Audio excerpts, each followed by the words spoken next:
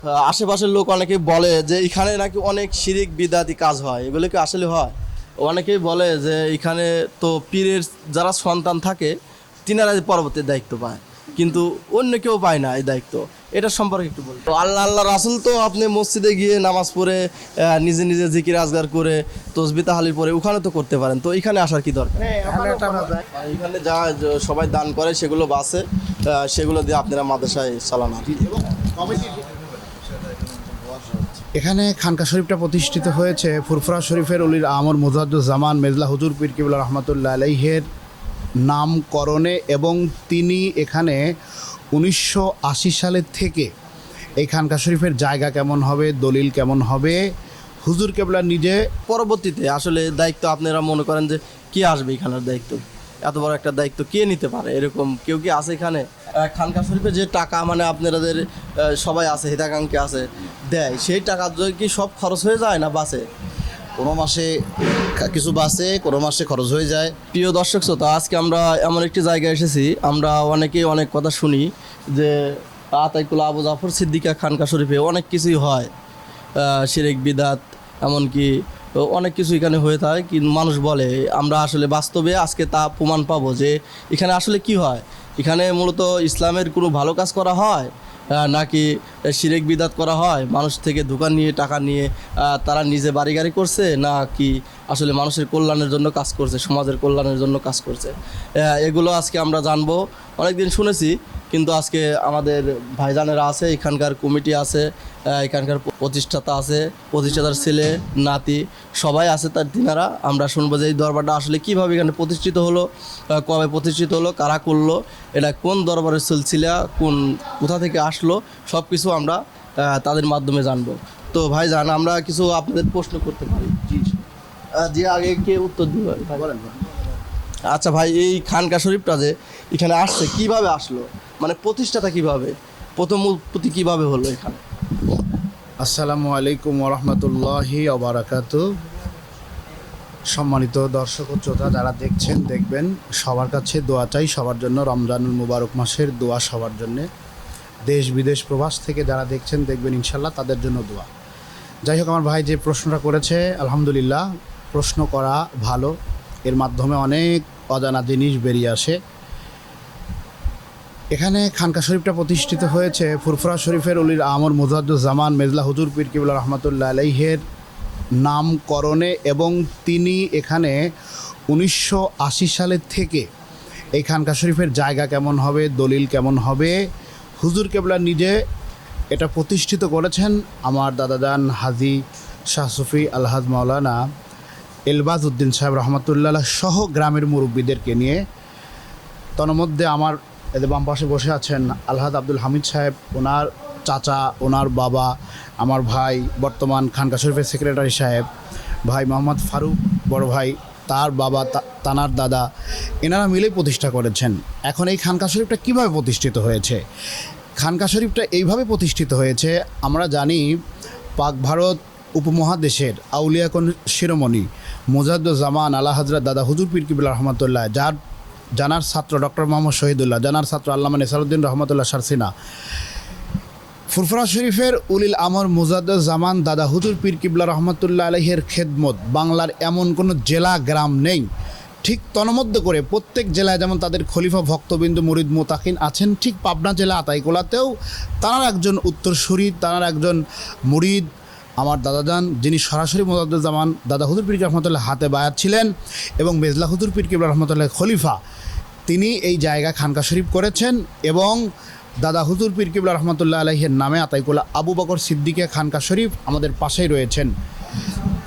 আতাইকুলা আবু বকর সিদ্দিকিয়া আবাসিক হাফিজিয়া মাদ্রাসা রয়েছেন, এবং এখানে আমাদের গ্রামে রয়েছেন, এখানে মসজিদ রয়েছেন আতাইকুলা আবু বকর সিদ্দিকিয়া হাফিজিয়া কেন্দ্রীয় জামে মসজিদ, পাশেই আছেন প্রাইমারি স্কুল, পাশে আছেন ঈদগাহ মাঠ, পাশে আছেন কবরস্থান, যেটাকে একটা গ্রামের জন্য একটা কমপ্লেক্স। অর্থাৎ এদেশে যেমন মাদ্রাসা প্রতিষ্ঠিত হয়েছে, বিভিন্ন শিক্ষাকেন্দ্র প্রতিষ্ঠিত হয়ে ঈদের মাঠ প্রতিষ্ঠিত হয়েছে, আপনার সকল ধর্মীয় প্রতিষ্ঠান যেমন, ঠিক আপনার আধ্যাত্মিক বিদ্যা অর্জনের জন্য, ইলমে তাসাউফ শিক্ষা অর্জনের জন্য খানকা শরীফও তাদের দ্বারাই প্রতিষ্ঠিত হয়েছে। তো ভাইজান আমরা যে বলতে চাচ্ছি যে এই যে খানকা শরীফের এরিয়াটা তো অনেকেই এর কতটুকু জমি আছে? এটা 1 বিঘেরও 33% কিছু বেশি আছে 1 বিঘের উপর। এই জমিটা কি এই খানকা শরীফের নামে না কোনো মালিকানা? না, এটা খানকা শরীফের নামেই রেজিস্ট্রি করা আছে, কোনো ব্যক্তি মালিকানা নাই। যারা ব্যক্তি মালিকানায় দান করেছেন তারা লিল্লাহিয়া দিয়েছেন, জানার নামে এই দরবার শরীফ তানার নামে রেজিস্ট্রি। বাপ ঠিক আছে তো? জি তো আজকে এই দরবার শরীফে তো ইফতার মাহফিল, জি। কত মানুষের আয়োজন হবে? এটা আমরা ইনশাল্লাহ বলা যেতে পারে, আমরা তো আসলে ওইভাবে বলতে পারবো না, আমরা তো আর ভিজিটিং কার্ড দিয়ে দাওয়াত করি নাই। ইনশাল্লাহ 4 থেকে 5 হাজার মানুষের ব্যবস্থা থাকবে ইনশাল্লাহ। দর্শক শ্রোতা, এখানে আজকে জিকির মাহফিল প্রত্যেক মাসে তো জিকির মাহফিল। প্রত্যেক চাঁদের 12 তারিখে জিকির মাহফিল, বাদ আসর থেকে শুরু, বাদ এশা শেষ। এখানে যত মানুষ আসবে তাদের খাওয়া ইনশাল্লাহ শেষে তারা সুন্দরভাবে খাওয়া দাওয়া করবে। এখানে যখন বাদ আসরে আসবে, বাদ মাগরিব নামাজটা জামাতের সঙ্গে আদায় করবে। এরপরে ইনশাআল্লাহ বাদ মাগরিব নামাজ শেষে একটু জিকির হবে, তালিম হবে। এরপরে আপনার বাদ এশা আপনার দোয়া হবে, মিলাদ শরীফ হবে, আপনার কিয়াম শরীফ হবে। এরপরে খাওয়া দাওয়া করে ইনশাআল্লাহ ছুটি। তো প্রত্যেক মাসে আপনাদের যে মাসিক জিকির মাহফিলটা হয় এখানে কত লোক হয়? আল্লাহ শুকর, আল্লাহর মেহরবানি, এটা একটু কম বেশ হয়, কখনো কখনো আপনার 1000, 1200, 1500 এরকম হয়ে যায় ইনশাআল্লাহ। তো 1000-1500 এদেরকে সবাইকে খাবার দেন না? সবাইকে খাবার, সবাইকে যদি খাবার দেওয়া লাগে তাহলে তো এখানে অনেক খরচ হয়। তো আপনাদের এত খরচটা কিভাবে আসে? আর দেখেন, এটা খুব সহজ উত্তর। যেমন একটা মসজিদে আপনার 10-এর দানের উপর যেমন এর আয় ব্যয়টা চলে, ঠিক তেমনই কোনো খানকা শরীফেও যেমন একটা গোরস্থানে যেমন খরচ আছে, এটা যেমন 10 জন আল্লাহর বান্দাবান্দিরাই দিয়ে থাকেন। একটা মসজিদে, একটা মসজিদে, একটা জলসায় যেমন সবাই মিলে দান করে, এখানে সবাই মিলে শরিক হয়, সবাই মিলে দান করে, সবার দানের উপরেই প্রতিষ্ঠান চলছে ইনশাআল্লাহ। ভাই আমার খুব সুন্দর উত্তর দিল যে আসলে এটা 10 জনের টাকা দিয়ে চলে, আসলে এসব প্রতিষ্ঠানগুলো এরকমই চলে। তো ওই প্রতিষ্ঠানের সাথে আপনাদের কোনো মাদ্রাসা আছে? হ্যাঁ, আপনার প্রতিষ্ঠানের পাশে মাদ্রাসা আছে। যেমন আমি প্রথমেই বলেছি, আপনি দ্বিতীয় উত্তরে বলেছি যে এটা একটা কমপ্লেক্স। এখানে আছে মাদ্রাসা দাদা হুজুরের নামে, তার মেজো সাহেবের নামে খানকা শরীফ এবং মসজিদ, পুরো কমপ্লেক্স। অর্থাৎ মুজাদ্দেদুজ্জামানের নামে মাদ্রাসা গ্রামবাসীর সহযোগিতায়, মুজাদ্দেদুজ্জামানের মেজো সাহেব দাদা মুফতি আজমের নামে খানকা শরীফ গ্রামবাসীর সহযোগিতায়। এখানে যা সবাই দান করে সেগুলো বাসে, সেগুলো দিয়ে আপনারা মাদ্রাসায় চালান। এবং কমিটি মানে মাদ্রাসায় যেই মানুষগুলো টাকা পয়সা দান করে, মাদ্রাসায় দান করা টাকা খানকা শরীফে ব্যবহার হয় না। না, এইটা ঠিক না যে ওখানে বাঁচা টাকা দিয়ে খানকা শরীফ চালানো হয়, এটা সম্পূর্ণ ভিন্ন কথা। মাদ্রাসা একটা প্রতিষ্ঠান। বলতেছি না যে এখানে আপনাদের যে খানকা শরীফে যে টাকা মানে আপনাদের সবাই আছে, হিতাকাঙ্ক্ষী আছে, দেয়, সেই টাকা কি সব খরচ হয়ে যায় না বাসে? কোনো মাসে কিছু বাসে, কোনো মাসে খরচ হয়ে যায়। বিষয়টা হলো খানকা শরীফের এই পাশে মাদ্রাসা যেমন, মসজিদ যেমন আলাদা আলাদা দান ওঠে, সেই দানগুলো মানুষ সেই টাকাগুলো মসজিদ বা মাদ্রাসা ব্যবহার করে। যদি কিছু বাসে সেটা ওই মসজিদ মাদ্রাসা ফান্ডে থাকে। ঠিক তেমনই এখানে যদি 2 টাকা 5 টাকা বাসে সেটা খানকা শরীফের ফান্ডে থাকে। আর এইটা যারা পরিচালনা করতেছেন, মানে আমরা যারা আছি, হুজুরের ছেলে যারা আছেন, আমরা এই টাকা সম্পূর্ণ এটা আমাদের আল্লাহর মেহরবানি, আল্লাহ পাকের শুকরিয়া যে পুরো দরবারটা বা খানকা শরীফটা একটা স্বচ্ছ নিয়ম নীতিতে চলতেছে আলহামদুলিল্লাহ। কোনো রকমের কোনো এখানে ব্যবসার কোনো উদ্দেশ্য নাই। এখানে কোনো ব্যক্তিকে আপনি যে কোনোভাবে আপনি যদি চেষ্টা করেন, যিনি পরিচালনা করতেছে তার উপরে কোনোভাবে কোনো দোষ চাপানো যায় কিনা, ইনশাল্লাহ আপনি কোনোভাবে চাপাইতে পারবেন না। এটা আমরা এলাকাবাসীদেরকে শুনবো যে আসলে জি অবশ্যই সত্য নাকি। হ্যাঁ, এলাকাবাসীর কাছে জিজ্ঞাসা করবেন। তো এখানে বর্তমানে দায়িত্ব আছে আপনার আব্বাজান? জি, বর্তমানে আমার আব্বাজান দায়িত্বে আছে। এর আগে কে ছিল? এর আগে ছিলেন আমার দাদাজান শাহ সুফি আলহাজ হজরত মাওলানা ইলবাস উদ্দিন রহমতুল্লাহ আলাই। উনি প্রতিষ্ঠাতা। ওনার মাধ্যমে উনি সহ এলাকার গণ্যমান্য ব্যক্তিদের সাথে করে নিয়ে উনি এই দরবারটা, খানকা শরীফটা প্রতিষ্ঠা করেন। ওনার থেকেই শুরু হয়ে এই পর্যন্ত আসতেছে। আপনার বর্তমানে আপনার আব্বা আছে, মানে তার পরবর্তীতে আসলে দায়িত্ব আপনারা মনে করেন যে কে আসবে এখানের দায়িত্ব? এত বড় একটা দায়িত্ব কে নিতে পারে? এরকম কেউ কি আছে এখানে? এখন বিষয়টা হলো আপনার আব্বা তো সারা জীবন আর একজন থাকবে না। না, এটা সত্য কথা যে সারা জীবন উনিও থাকবেন না, আমিও থাকবো না, আপনিও থাকবেন না, কেউ থাকবে না। একজন একজনের মাধ্যমে আল্লাহ পাক দরবার চালাবেন। তবে এই দরবারের বা এই খানকা শরীফের আপনার দলিলের উপরেই একবারে লিখিত আছে, বা শুরুর থেকে এইভাবে আপনার লিখিত কথা আছে যে এই দরবারটা যিনি যোগ্য ব্যক্তি হবেন তিনি এই দরবার এই খানকা শরীফটা পরিচালনা করবেন। হ্যাঁ, এখানে ওই যোগ্য শুধু এলেমে বা টাকা পয়সার যোগ্য ব্যক্তি এমন কিছু না। না, আমরা অনেকেই বলে যে আসলে অনেকেই বলে যে এখানে তো পীরের যারা সন্তান থাকে তিনারা পরবর্তী দায়িত্ব পায়, কিন্তু অন্য কেউ পায় না এই দায়িত্ব।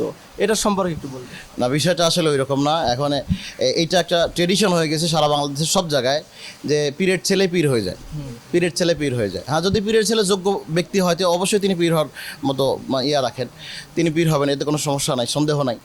কিন্তু বিষয়টা হলো এখানে যোগ্য না, এলেম নাই, আমল নাই, এখলাস নাই, তাসাউফ নাই, সেই ব্যক্তি দরবারের হাল ধরবে। এটা দরবারের সালেকও মানবে না, কেউ মানবে না, জনগণও মানবে না। আর এটা আমরাও চাই না যে আমি আসলে এখানে পীরের কোনো সিস্টেম নাই, কথা বুঝছেন। আমার আব্বাজান উনি নিজেকে সম্পূর্ণ একজন ফুরফুরা সিলসিলার খাদেম মনে করেন, উনি নিজেকে পীর দাবি করেন না। বাংলাদেশের বিভিন্ন অঞ্চলে বিভিন্ন জায়গায় গেলে ওনাকে পীর বলে সম্বোধন করলে উনি সাথে সাথে স্টেজে উঠে বিষয়টা ক্লিয়ার করে দেয়, আমি কোনো পীর না, কথা বলছেন। উনি ফুরফুরা সিলসিলার একজন একনিষ্ঠ খাদেম, এবং আমরাও ফুরফুরা সিলসিলার খেদমত করতেছি। আল্লাহ রসুলের পথ ধরে মানুষকে দ্বীন ইসলামের কথা, ইলমে তাসাউফের কথা যে যতটুকু পারতেছি আমরা শেখানোর চেষ্টা করতেছি। যদি ওনার ছেলেদের ভিতরে যোগ্য কোনো ব্যক্তি থাকে পরবর্তীতে তিনিই হাল ধরবেন এবং ওনার সাথে এলাকাবাসী থাকবেন ইনশাআল্লাহ। আর যদি সেরকম কেউ না থাকে তো যদি এই সালেকের ভিতরে যোগ্য কোনো ব্যক্তি থাকেন তিনি অবশ্যই এটার হাল ধরবেন। এই যোগ্য ব্যক্তিদের মাধ্যমে ইনশাআল্লাহ এই দরবার। আশেপাশের লোক অনেকে বলে যে এখানে নাকি অনেক শিরিক বিদাতি কাজ হয়, এগুলো কি আসলে হয়? আমরা শুনছি যে আসলে এই যে শিরিকে বিদাতি কাজও অনেক জায়গায় হয়, সেগুলো হচ্ছে এরকম দরবারে যে মাজার থাকে। আপনাদের কোনো মাজার আছে? না, আমাদের এখানে কোনো মাজার নাই। সব থেকে গ্রামবাসীদেরকেও জিজ্ঞাসা করেন, আমি বললে তো হবে না, ওনাদেরকে জিজ্ঞাসা করেন মাজার আছে কিনা একটু জিজ্ঞাসা করেন এনাদের। আমাদের এখানে কোনো মাজার নাই। লিল্লাহি আত আমরা আল্লাহ রাসূলকে ভালোবাসে মনোপ্রাণ দিয়ে চেষ্টা করে আমরা উস্তাদ ধরে তাকে সম্মানিত করে তাকে আমরা চলে যাচ্ছি। আমি আজ প্রায় 20-25 বছর। তো আপনি 25 বছর ধরে এখানে আসেন, তো এখানে কি উদ্দেশ্যে আসেন? আপনার উদ্দেশ্যটা? আল্লাহ রাসূলকে পাওয়ার উদ্দেশ্যে পালন করার জন্য আসি। তো আল্লাহ রাসূল তো আপনি মসজিদে গিয়ে নামাজ পড়ে নিজে নিজে জিকির আজগার করে তসবিহ তাহলিল পড়ে ওখানে তো করতে পারেন, তো এখানে আসার কি দরকার? ওখানেও করা যায়। আপনি একজন বলেন, আপনাকে বলতেছি যে এখানে আমাদের যে একটা যেমন একটা মাদ্রাসায় ছোট 5 বছর কি 6 বছর একটা ছেলে দিলে যেমন আস্তে আস্তে একটা শিক্ষক শিক্ষা দিতে দিতে দিতে দিতে সে একটু উপরে উঠে যায়, আস্তে আস্তে সে হাফেজ হয়, মাওলানা হয়। এইভাবে একটা সিলেবাস আছে, এটা একটা শিক্ষা প্রতিষ্ঠান আছে। আমার এইটি করার উদ্দেশ্যেই যে আমরা মূর্খ, আমরা কিছু বুঝি না, জানি না ইসলাম তরিকার উপরে একটু নিয়ম কীভাবে চলা যায়, কীভাবে চললে একটু আমাদের মনের কাছে তৃপ্তি পায়, শান্তি পায়। এই কারণে আমরা এই জায়গাতে আসি, বসি, দুটি কথা শুনি, তারপর একটু নামাজ কালাম ইবাদত বন্দেগী কীভাবে করতে হয় এগুলো আমরা সবক তালিম